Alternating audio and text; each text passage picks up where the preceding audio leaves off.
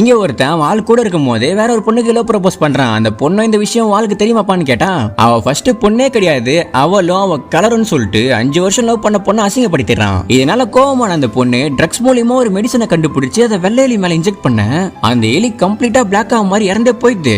வெள்ளையா இருக்கான்னு தானே நான் அவளுக்கு ப்ரப்போஸ் பண்ணேன், இப்ப பாரு அவளை கருப்பா மாத்தறேன்னு சொல்லிட்டு அந்த பொண்ணுக்கு அந்த இன்ஜெக்ஷனை போட்டு அவளை கருப்பா மாத்தி கொடூரமா கொன்னுறான்.